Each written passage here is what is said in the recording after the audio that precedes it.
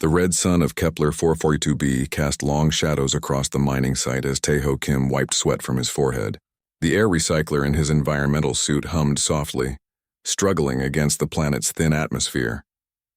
Around him, dozens of human workers operated massive drilling machines, their movements careful and precise under the watchful eyes of their alien supervisors.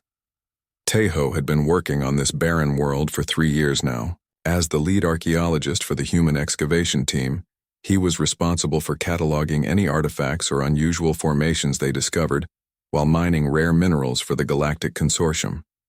It was not glamorous work, but it was better than the factory jobs most humans were assigned to across the galaxy.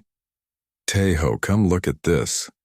Hana Park's voice crackled through his communicator. She was 50 meters away, kneeling beside one of the deep excavation sites. Her short black hair was damp with perspiration inside her helmet, and her dark eyes showed excitement mixed with confusion. He made his way over to her, careful not to disturb the organized chaos of the mining operation. Hana was the team's chief engineer. Brilliant with both human and alien technology, she had a talent for understanding complex systems that even impressed their alien overseers, though they would never admit it openly. "What have you found?" Tae-ho asked, crouching beside her at the edge of the excavation pit. Hana pointed down into the hole, which was now nearly 30 meters deep. "Look at the scanner readings. There's something massive down there, but it's not mineral deposits. The density readings are all wrong, and the material composition..."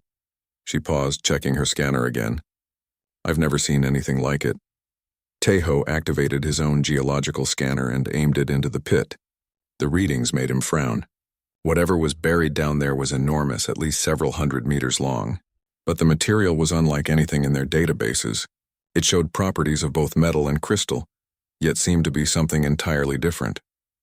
"Commander Veltar needs to see this," Hana said, though her voice carried reluctance. None of the human workers enjoyed dealing with their Zephyrian overseer. Commander Veltar was a typical member of the galactic elite. His tall, thin frame was covered in blue-gray skin that glistened in the alien sunlight. His forearms moved with calculated precision, and his large black eyes missed nothing.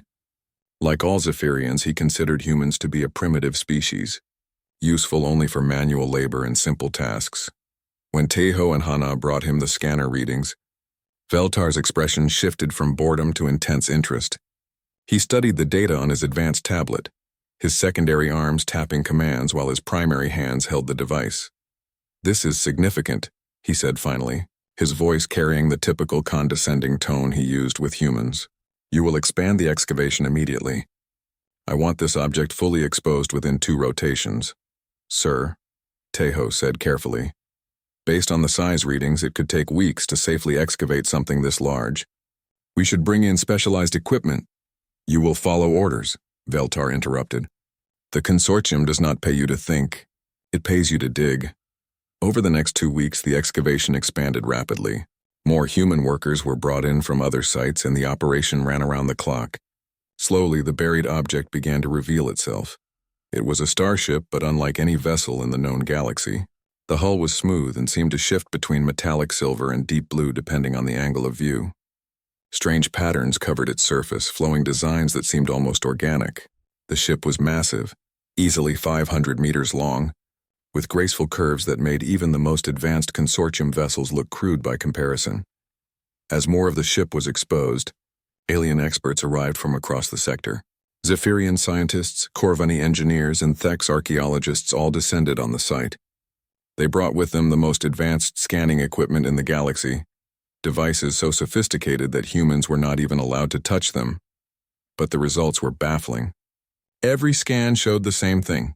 The ship was completely inert. No power readings, no energy signatures, no signs of active technology. The hull material could not be identified, and none of their cutting tools could even scratch its surface. "This is impossible," declared Dr. Kextar, the lead Zephyrian scientist. "Our quantum resonance cutters can slice through battleship armor, yet they have no effect on this hull."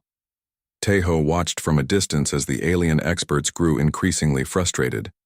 They tried everything in their arsenal: plasma torches, molecular disruptors, gravity hammers. Nothing worked. The ship sat in its excavated crater like a beautiful, impenetrable mystery. During his lunch break, Taeho walked around the perimeter of the excavation. The ship was fully exposed now, and he could see its complete form. There was something familiar about its design, though he could not place what it was.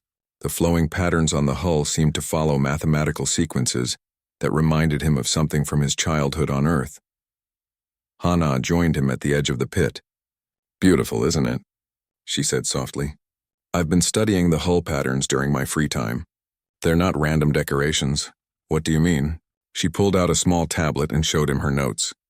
"These patterns follow specific mathematical progressions. Fibonacci sequences, prime number spirals, even musical harmonics when translated to numerical values. It's like the ship itself is a work of art and science combined." Taeho studied her analysis. The more he looked at the patterns, the more familiar they seemed. "Hana, these sequences, they're found in human art and music. Bach used similar mathematical patterns in his compositions. Da Vinci incorporated these ratios into his paintings." "That's impossible," Hana said, but her voice carried uncertainty. "Humans have only been in space for a few hundred years. This ship has been buried here for thousands, maybe millions of years." Their conversation was interrupted by shouting from the alien supervisors. Dr. Kekstar was standing at the ship's main airlock, which the aliens had identified despite being unable to open it. His forearms gestured wildly as he spoke to Commander Veltar. "We have tried every access protocol in the consortium database," the scientist was saying. "This technology is beyond our understanding. The ship might as well be a solid block of unknown material." Veltar's black eyes narrowed. "There must be a way inside. Continue your efforts." That evening, after the day shift ended, Taeho could not stop thinking about the ship. The mathematical patterns Hana had identified bothered him. How could an ancient alien vessel incorporate sequences that seemed so fundamentally human? He found Hana in the workers' mess hall staring at her tablet while picking at a ration pack. "Still studying the patterns?" he asked, sitting beside her. "I can't stop thinking about them," she admitted. "Taeho, what if this isn't an alien ship at all?" "What are you suggesting?" "I'm suggesting that maybe, just maybe, this ship is human in origin. But from a time before our recorded history." Taeho considered this. It seemed impossible, yet the evidence was compelling. "If you're right, and if the ship is truly human, then maybe it would respond to human contact," Hana finished. They looked at each other in silence. The implications were enormous. If the ship was indeed human technology, and if it only responded to human interaction, they might be the only ones who could unlock its secrets. But approaching the ship without permission would be a serious violation of consortium protocols. Humans caught interfering with alien technology faced severe punishment, often including exile to prison worlds. "We can't just walk up to it," Taeho said. "The site is guarded around the clock." Hana smiled slightly. "But I know the guard rotation schedule. And I know which human workers are assigned to night maintenance. Hyunwoo Lee will be working near the excavation site tomorrow night. He's trustworthy." They spent the rest of the evening planning. The next night, during the shift change between the alien supervisors, there would be a brief window when only human workers were near the ship. It was risky, but it might be their only chance to test their theory. The following night arrived with unusual cloud cover that dimmed the red starlight. Taeho and Hana made their way to the excavation site, moving carefully between the mining equipment and temporary structures. The alien guards were focused on the perimeter, watching for external threats rather than internal curiosity. Hyunwoo Lee was exactly where Hana had predicted, running diagnostic checks on drilling equipment near the ship. He was a young man, barely 25, with quick hands and a clever mind. When they explained their theory, his eyes widened with excitement and fear. "You want to touch the ship?" he whispered. "If the aliens catch us, they won't catch us if we're careful," Taeho said. "Hyunwoo, what if we're right? What if this ship belongs to humanity?" The young engineer looked down at the vessel, its hull gleaming softly in the dim light. "How do we get down there without being seen?" Hana had already figured that out. The excavation had left several maintenance ladders and platforms for equipment access. If they were quick and quiet, they could reach the ship's hull and return before the next security patrol. Moving like shadows, the three humans made their way down into the excavation pit. The ship seemed even larger up close, its hull rising above them like a metallic cliff. The patterns on its S. The holographic figure smiled warmly at the three stunned humans standing on the bridge. Her appearance was unmistakably human. though her clothing and the technology visible behind her in the projection suggested an advancement far beyond anything they knew. She had kind eyes and spoke with a gentle voice that somehow conveyed both ancient wisdom and maternal care. "Do not be afraid," she continued in Korean, then switched smoothly to English, then to Mandarin, before settling back to Korean. "I am Sarang, the heart and mind of this vessel. I have been waiting for you for a very long time." Taeho found his voice first. You're human?" "I am the creation of humans," Sarang replied. "Your ancestors who walked among the stars when this galaxy was young. They built me and my sisters to serve as bridges between the past and the future, between what was and what could be again." Hana stepped forward, her engineer's mind racing with questions. "How is this possible? Humans have only been in space for a few centuries. The aliens tell us we're a young species, primitive compared to the galactic elite." Sarang's expression grew sad. "The aliens tell you many things that are not true. Come, let me show you what they have hidden from you." The bridge around them transformed. The walls became transparent, revealing not the excavation pit outside but a vision of space filled with magnificent ships. Thousands of vessels moved in graceful formations, their designs clearly related to the ship they now stood upon. And manning these ships, visible through their transparent sections, were humans. "This was the galaxy 2 million years ago," Sarang explained. "Humanity had spread to every corner of known space. We were explorers, builders, teachers. Other species looked to us for guidance and wisdom." Hyunwoo's mouth fell open. "Humans ruled the galaxy?" "Not ruled," Sarang corrected gently. "Guided. Your ancestors believed that true strength came from helping others grow, not from controlling them. They shared their knowledge freely and helped younger species develop their own unique abilities." The vision changed, showing planets where humans worked alongside aliens, building cities and sharing technology. It showed councils where humans mediated disputes between other species, always seeking solutions that benefited everyone. "What happened to them?" Taeho asked, though he suspected the answer would not be pleasant. "They saw a problem coming," Sarang said. "Your ancestors realized that their very success was becoming a weakness. Other species had begun to depend on humanity too much. They were not developing their own potential because humans were always there to provide solutions." The vision showed heated debates among humans, councils where difficult decisions were made. The wisest among your ancestors made a choice. They decided to step back, to give the galaxy room to grow without human guidance. They believed that all species would benefit from learning to solve their own problems. "But where did they go?" Hana asked. Sarang's image flickered slightly as if the question touched on something painful. "They transcended.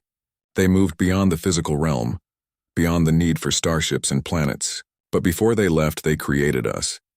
The projection changed again, showing the construction of ships like the one they stood upon.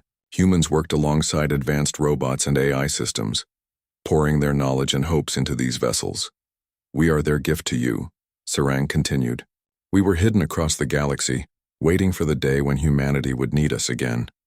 We carry within us the knowledge and technology of your ancestors, ready to awaken when their descendants face extinction or enslavement." Taeho felt a chill run down his spine. "Enslavement? What do you call your current situation?" Sarang asked quietly. "Humans work in mines and factories, treated as lesser beings by species that rose to power only after your ancestors departed. You are told you are primitive, that you should be grateful for the simple tasks you are given." The truth of her words hit them like a physical blow. Everything they had been taught about humanity's place in the galaxy was a lie. The galactic elite had not discovered humans as a young species struggling to reach the stars. They had found the descendants of their former teachers and systematically suppressed the truth. The current alien leadership fears what would happen if humanity remembered its true heritage, Sarang explained. "They have spent millennia erasing evidence of your ancestors' achievements, keeping modern humans subjugated through carefully constructed lies." Hana sat down heavily in one of the bridge chairs, which immediately adjusted to her body. "All this time we thought we were lucky to be accepted as workers for the consortium. Your ancestors foresaw this possibility," Sarang said. "That is why they created us. We are programmed to activate only when humanity faces a crisis that threatens its very survival as a free people." The ship around them hummed with new energy. Lights brightened and they could hear systems coming online throughout the vessel. Control panels appeared from the walls, each one designed perfectly for human hands and human minds. The ship is adapting to us, Hyun-woo observed, running his fingers over a control surface that had emerged near him. It feels natural, like I've used these controls before. In a sense you have, Sarang said. Your ancestors built their ships to interface directly with human consciousness. The technology responds to your thoughts, your emotions, your instincts. Each human who bonds with the ship adds to its capabilities. As if to demonstrate, Hyun-woo thought about wanting to understand the weapon systems, and immediately a panel in front of him displayed detailed information about the ship's defensive capabilities. The information flowed directly into his mind, not as words or images, but as pure understanding. This is incredible, he breathed. I can see how everything works, feel how to operate it. Sarang nodded approvingly. You have a natural affinity for the combat systems, Hyun-woo. Your protective instincts resonate with the ship's defensive programming. She turned to Hana. And you? Brilliant engineer. Your mind naturally aligns with the ship's construction and maintenance systems.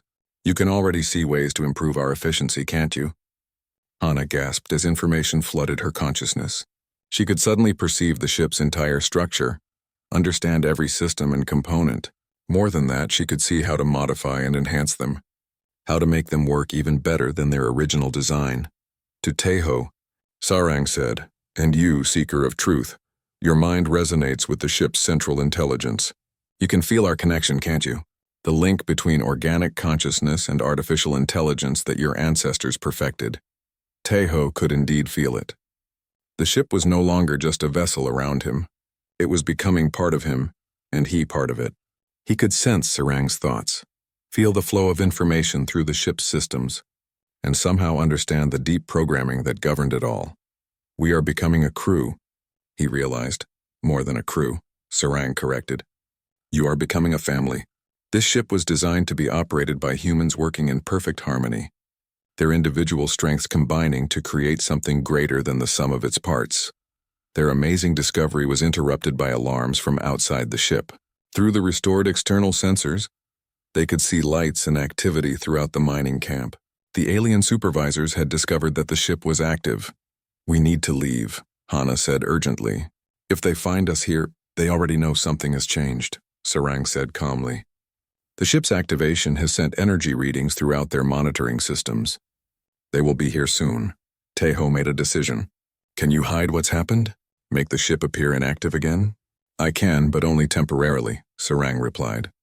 And doing so would mean severing our connection. Once you leave the ship, it may be difficult to return. The sound of vehicles and marching feet grew closer. Through the ship's sensors, they could see Commander Veltar leading a squad of armed alien guards toward the excavation site. We don't have a choice, Taeho said. We need more time to understand what this means, and we need to find other humans who can help. Sarang nodded sadly. I understand. But before you go, let me give you something to remember. She touched each of their minds directly, leaving behind a small piece of herself. They could feel it, like a warm presence in the back of their consciousness. Through this connection, they would be able to find their way back to the ship, and the ship would be able to sense their emotional state and general location. Go now, Sarang urged. Gather others you trust. When the time is right, we will call to you.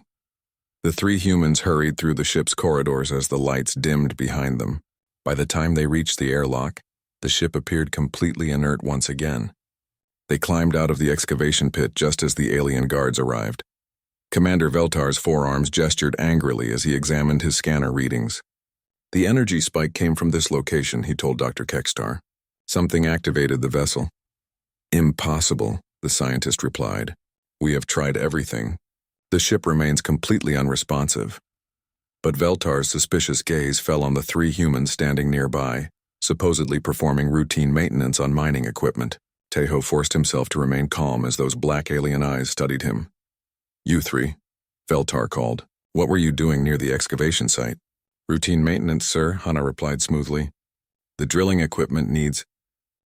2 weeks after their first contact with Sarang, the human crew had grown to 6 members. So Young Choi had been the easiest to convince.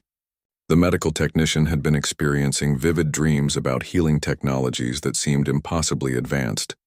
And when Taeho carefully shared part of the truth, she immediately understood that her visions were real. Woo Jin Nam took more convincing. The former soldier was suspicious by nature, trained to question everything that seemed too good to be true.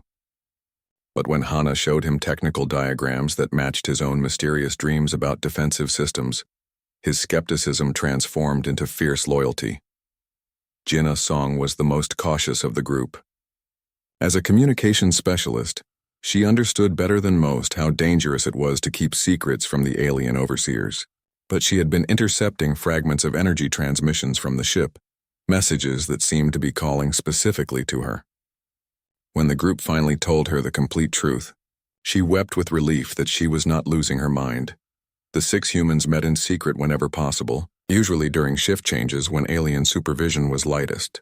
They shared their individual connections with Sarang, each discovering new aspects of the ship's capabilities. Through their mental links, the AI taught them about systems and technologies that their ancestors had developed. Sarang revealed more of humanity's hidden history through shared visions and dreams. She showed them the great human cities that had once spanned entire worlds, the schools where alien students came to learn from human teachers, and the councils where human wisdom had guided galactic civilization for thousands of years. But she also showed them the darker truth about their current situation. The beings who now called themselves the Galactic Elite had been among humanity's students. They had learned from human teachers, benefited from human technology, and prospered under human guidance. When humanity chose to withdraw from galactic leadership, these species had worked together to erase all evidence of their former teachers. They feared that if other species knew the truth, their authority would be questioned, Sarang explained during one of their secret mental communications, so they rewrote history.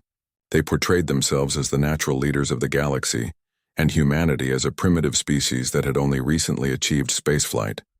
The revelation was devastating. Every human in the galaxy had been raised to believe they were inferior, that they should be grateful for the simple jobs and basic living conditions provided by their alien benefactors. The truth was that they were the descendants of the galaxy's greatest civilization, deliberately kept ignorant of their heritage. How many humans know the real truth? Wu Jin asked during one of their clandestine meetings. Very few, Sarang replied through their shared connection. The elite have been thorough in their deception. Most humans alive today genuinely believe they are a young species. Only in the deepest archives on Earth do any records remain, and those are heavily guarded by humans who work for the consortium. As their knowledge grew, so did their connection with the ship. Each member of the crew found their individual abilities enhanced by their bond with Sarang. So Young discovered she could diagnose medical conditions with unprecedented accuracy, sensing problems at the cellular level. Wu Jin found his tactical awareness expanded to include 3-dimensional space combat scenarios he had never been trained for. Jinna began intercepting alien communications that should have been impossible for human equipment to detect. Tae-ho, as the crew's natural leader, found himself able to coordinate their actions with an efficiency that amazed even him. When the group worked together, they moved and thought almost as one entity, their individual skills combining seamlessly. Hana's engineering abilities had grown beyond anything she had thought possible. She could understand alien technology at a glance and see ways to improve it that its original designers had never considered. More importantly, she could feel Sarang's systems as if they were extensions of her own body. But their enhanced abilities also brought new dangers. Commander Veltar had noticed that human work efficiency had improved significantly in recent weeks. The mining operation was running smoother than ever, with fewer accidents and faster completion times. Instead of being pleased, the alien overseer was suspicious. Humans do not simply become more competent overnight, he told Dr. Kekstar during one of their daily conferences. Something has changed and I intend to discover what. Veltar implemented new monitoring protocols. Human workers were subjected to random medical scans and psychological evaluations. Their living quarters were searched without warning. Most troubling of all, he began separating the workers, assigning them to different shifts in different areas of the mining operation. He's trying to break up our group, Jinna observed during a brief moment when she and Tae-ho passed each other in the equipment bay. He suspects we're working together somehow.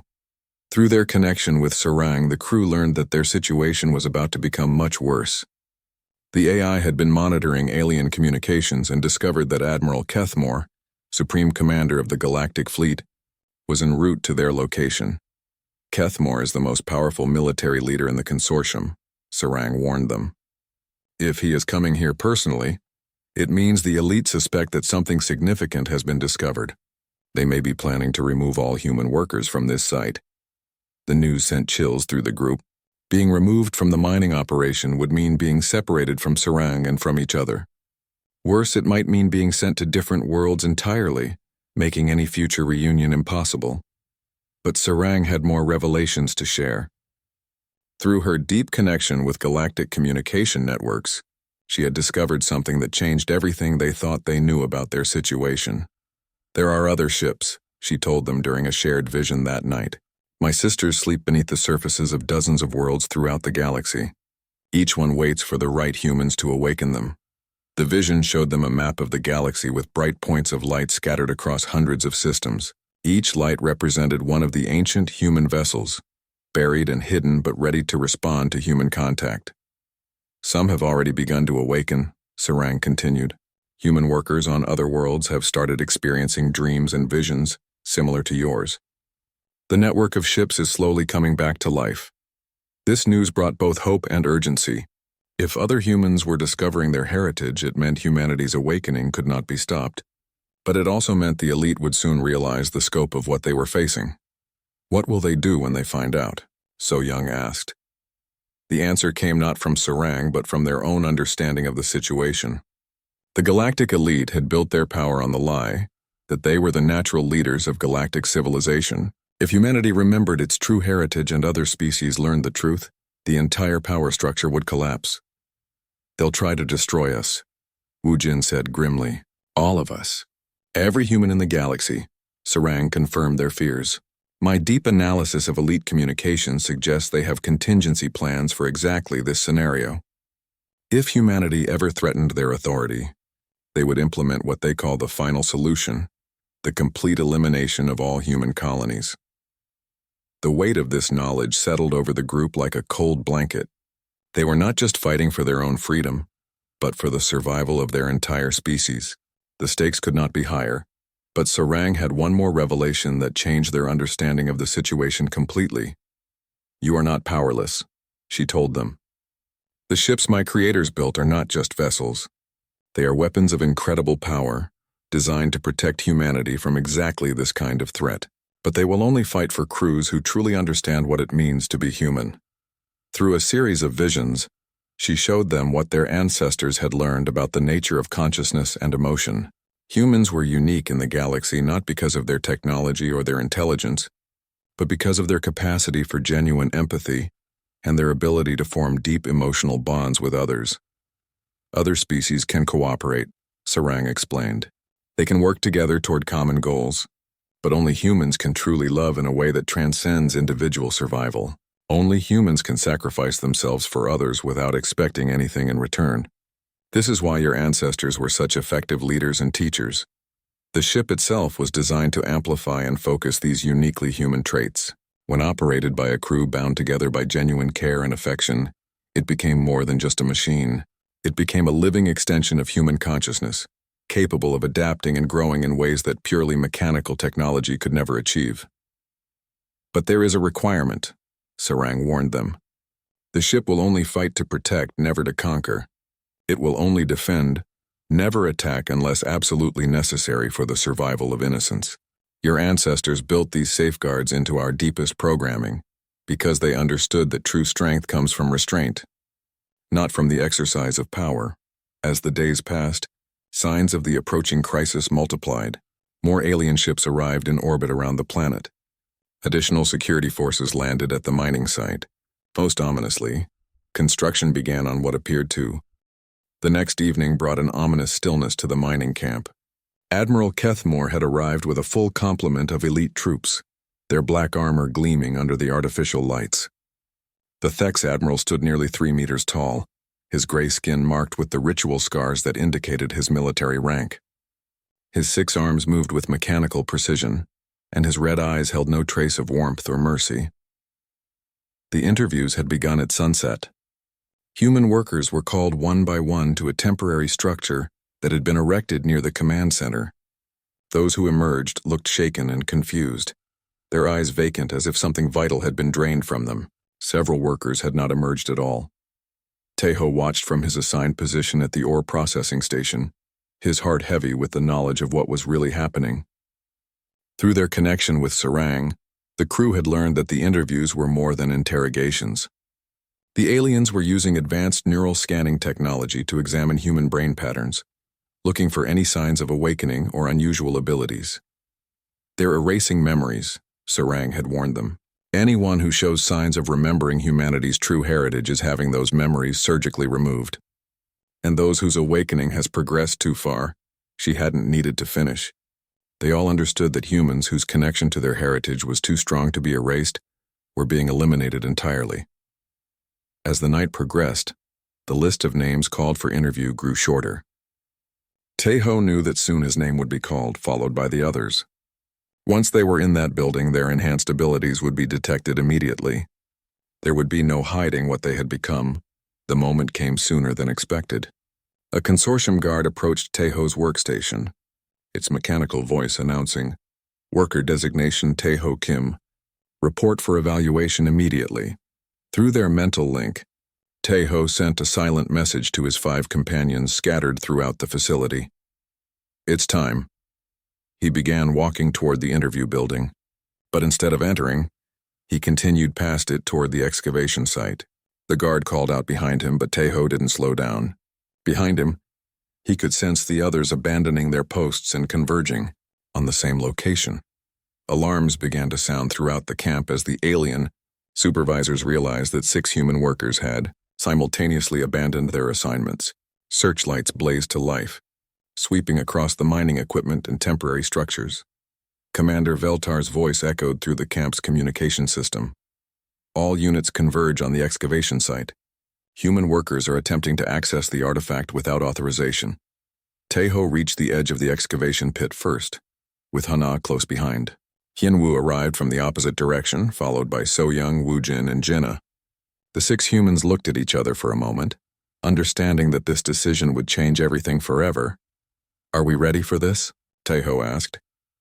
"We've been ready since the moment Sarang called to us," Hana replied. Without another word, they descended into the pit.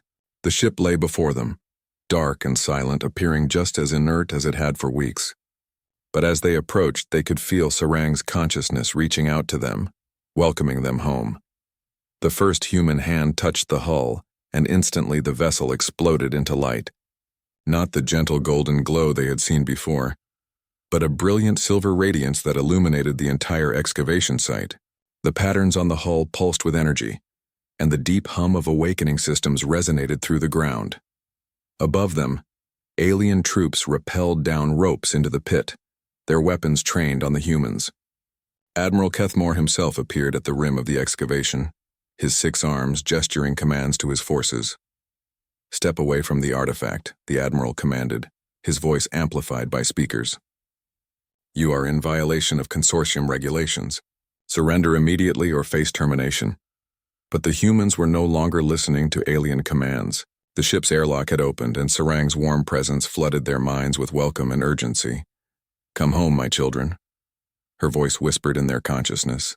"Let us show them what humanity truly is." They ran for the airlock as the alien troops opened fire. Energy beams scorched the ground around them, but somehow none found their targets. The ship's defensive systems had activated automatically, creating a protective field that deflected the incoming fire. The 6 humans tumbled through the airlock just as Admiral Kethmore's elite troops reached the ship's hull. The aliens pounded on the sealed entrance with powered weapons, but their attacks had no more effect than pebbles thrown against a mountain. Inside the ship, everything had changed. The corridors blazed with light, and they could hear the sound of systems coming online throughout the vessel. The ship was no longer just awakening. It was coming fully alive for the first time in millions of years. They reached the bridge to find Sarang waiting for them. No longer just a holographic projection, but somehow more real and present than before. Her image was clearer, her voice stronger, and her connection to each of them deeper than ever. "Welcome to your inheritance," she said with joy and pride. "You have chosen to remember who you are, and now I can show you what that means." The bridge transformed around them.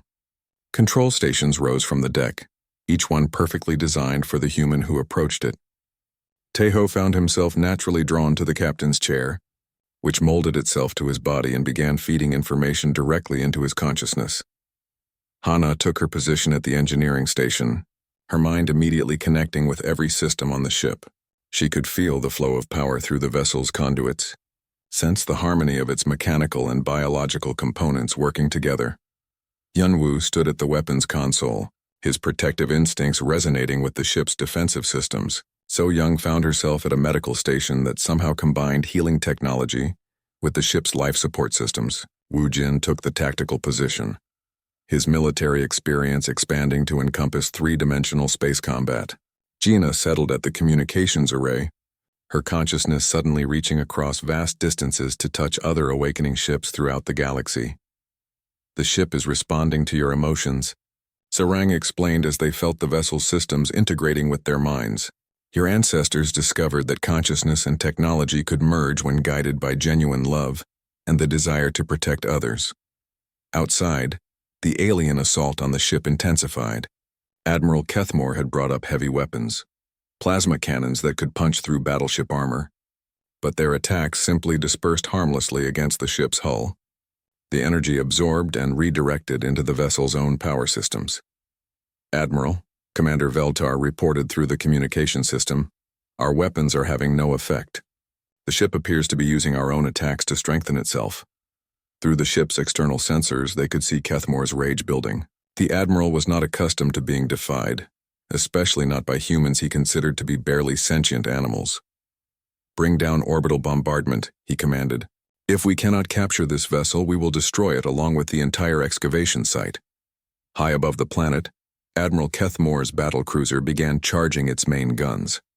The massive weapons were designed to crack the crusts of planets, and the alien commander was prepared to use them regardless of the damage to the mining operation.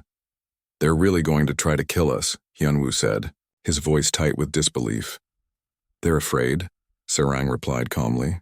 For the first time in millennia, they face something they cannot control or understand. Fear makes people do terrible things. Taeho felt the ship's readiness flowing through his consciousness. Sarang was no longer just a vessel, she was alive, powered by their combined human emotions and guided by their shared desire to protect not just themselves, but all the humans throughout the galaxy who were beginning to remember their heritage. Can we escape? He asked. We can do much more than escape, Sarang replied. But first you must make a choice. Your ancestors built me to be a protector, not a conqueror. I can defend us against any attack, but I will not strike first. If you want to survive this confrontation, you must be willing to fight only to protect others, never for revenge or dominance. The choice was easier than Taeho had expected. Through their connection, he could feel his crew's agreement. They had not come this far to become like their oppressors. They would fight only to protect the innocent. Launch the ship, he commanded. Sarang's system surged with power. The vessel rose from its ancient resting place, lifting smoothly out of the excavation pit despite having no visible engines or propulsion system. The ship moved with a grace that defied physics, as if it were dancing rather than flying. The alien troops scattered as the ship emerged from the pit, their weapons useless against its protective fields. Admiral Kethmore's ground forces fell back to a safe distance, their confidence shattered by the sight of technology that made their most advanced systems look primitive. In orbit, the Admiral's battlecruiser fired its main guns. Massive energy beams lanced down from space, each one carrying enough power to vaporize a city.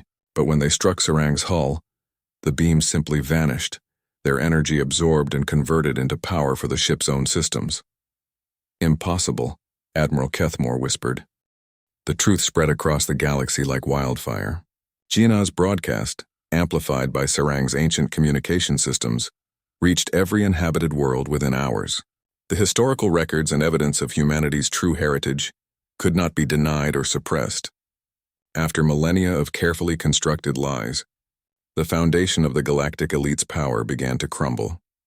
On the bridge of Sarang, the 6 humans watched in amazement as their communication systems lit up with incoming messages from across the galaxy. The responses were overwhelming and varied. Some were messages of shock and disbelief, others carried anger and demands for justice. But most touching of all were the messages from humans on distant worlds, finally understanding why they had been experiencing strange dreams and awakening memories. Captain, Gina reported, Her consciousness still merged with the ship's communication array. I'm receiving signals from 17 other awakened ships. Humans across the galaxy are successfully bonding with their vessels. Through the ship's sensors, they could see Admiral Kethmore's battlecruiser hanging motionless in space. The massive alien vessel had ceased its attacks, its crew apparently paralyzed by the magnitude of what they were witnessing. For the first time in their military careers, they faced an enemy they could not defeat through superior firepower. "Sarang," Tejo said, settling deeper into the captain's chair. "What are Admiral Kethmore's options? What will he do now?" The AI's presence filled their minds with calm analysis. He has three choices. He can continue to fight a battle he cannot win. He can retreat and try to organize a larger response from the consortium. Or he can acknowledge the truth and seek a peaceful resolution. Which do you think he'll choose? Admiral Kethmore is a product of the current system. He has built his entire identity around the belief that the galactic elite are naturally superior to all other species. Accepting the truth about humanity would require him to acknowledge that his entire worldview is based on lies. That is very difficult for any being to do. As if to confirm Sarang's analysis, the battlecruiser suddenly came alive with activity. Its engines ignited and the massive ship began moving toward a jump point that would allow it to escape the system. "He's running," Wu Jin observed from the tactical station. "Should we pursue?" Tejo felt the ship's readiness to give chase, but he also felt Sarang's gentle guidance toward restraint. "No, we're not conquerors. Let him go. But make sure he takes a message with him." Jinnah opened a direct communication channel to the fleeing battlecruiser. "Admiral Kethmore, this is Captain Tejo Kim of the human vessel Sarang.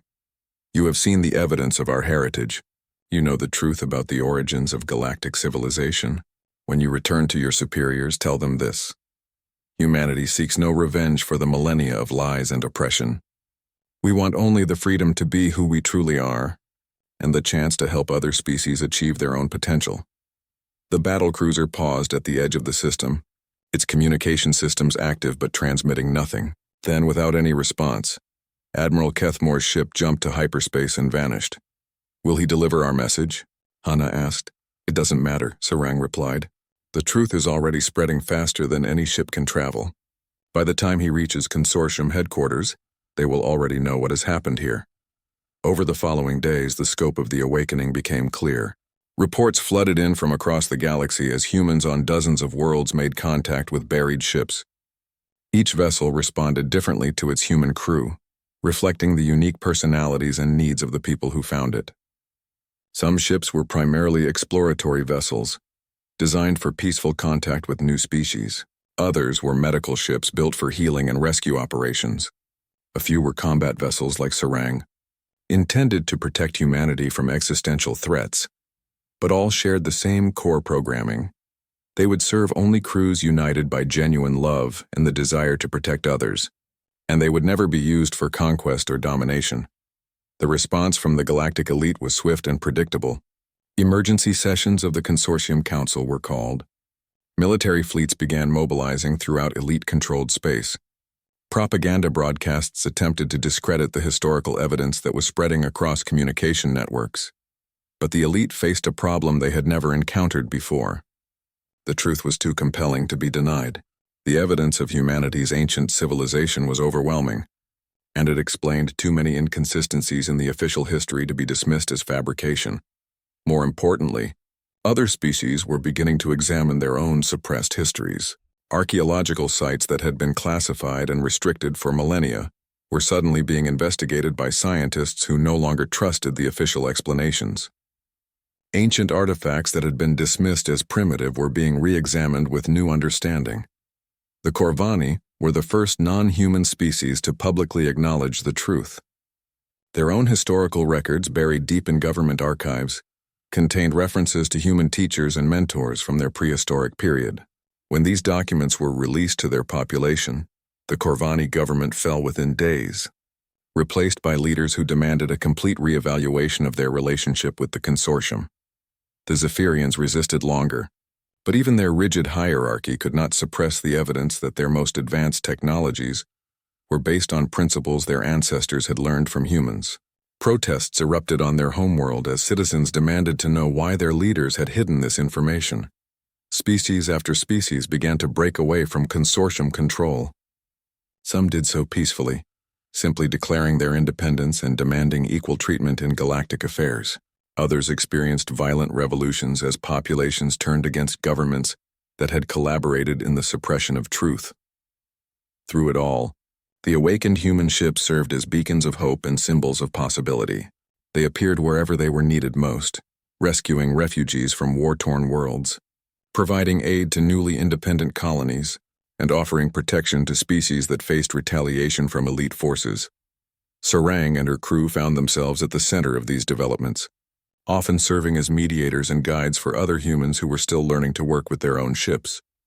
Tejo discovered that his role as captain extended far beyond commanding a single vessel. He was becoming a leader for humanity's return to its rightful place in galactic civilization. The ship had continued to evolve and grow as her crew's bonds deepened. Hana's engineering expertise had unlocked new capabilities in Sarang's systems, allowing the vessel to adapt and improve in real time. Hyunwoo's defensive instincts had enhanced the ship's protective abilities to the point where it could shield entire fleets from attack. So-Young's medical skills had been amplified by the ship's biosystems, enabling her to heal injuries and illnesses that had previously been considered incurable. Wu Jin's tactical abilities had grown to encompass not just military strategy, but the complex art of preventing conflicts through superior positioning and negotiation. Jinna's communication skills had evolved to the point where she could facilitate understanding between species that had never been able to communicate effectively before. But perhaps most importantly, all 6 crew members had learned to work together with a harmony that transcended individual identity. They functioned as a single consciousness when necessary, their combined abilities creating capabilities that none of them could have achieved alone. 3 months after the awakening began, representatives from across the galaxy gathered for the first free galactic assembly in recorded history. The meeting was held in neutral space, aboard a massive space station that had been constructed by joint effort of dozens of species working as equals. Tejo stood before the assembly as one of humanity's representatives, but he made it clear that humans sought no special status or authority. "We do not want to rule the galaxy again," he told the gathered delegates. "Our ancestors learned that true leadership means empowering others to achieve their own potential.